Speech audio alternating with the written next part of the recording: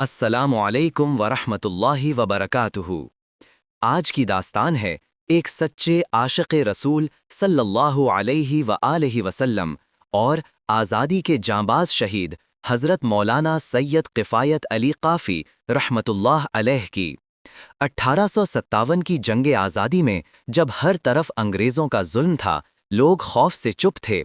उस वक्त हज़रत काफ़ी रहमतुल्लाह अलैह अपनी ज़ुबान और कलाम से लोगों के दिलों में ईमान और हिम्मत की आग भर रहे थे। उन्होंने कहा, गुल रह जाएगा या नहीं, बाग रह जाएगा या नहीं, मगर रसूल सल्लल्लाहु अलैहि व आलिहि वसल्लम का दीन हमेशा रहेगा। अंग्रेज़ उनकी आवाज़ से कांप उठे और उन्हें पकड़ लिया। यातनाओं का आलम। कैद में उनके जिस्म को लाल गर्म लोहे से जलाया गया।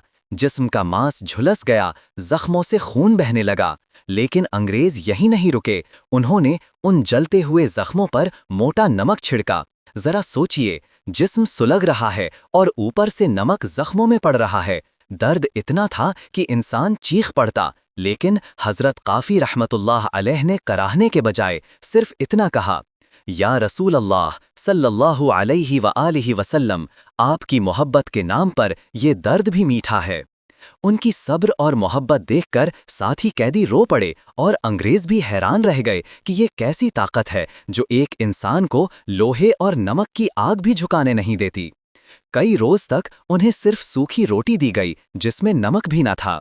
जब कैदियों ने कहा, हजरत रोटी बिना नमक के है, तो वो मुस्कुरा कर बोले, जिस रसूल सल्लल्लाहु अलैहि व आलिहि वसल्लम ने ताइफ में पत्थर खाए, उनके लिए नमक और रोटी भी नेमत थी, तो मैं उनके नाम पर नमक के बगैर भी सब्र कर लूंगा।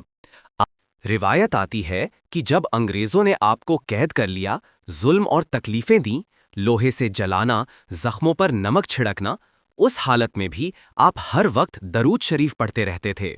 एक रात कैद खाने में जख्मों और भूख प्यास की हालत में आप बेहद टूटे हुए जिस्म के साथ सजदे में गिरकर रो पड़े और अर्ज किया, या रसूल अल्लाह, अब मेरा सब्र कमजोर हो रहा है, आप मुझे अपनी ज़ियारत से तसल्ली बख्श दीजिए।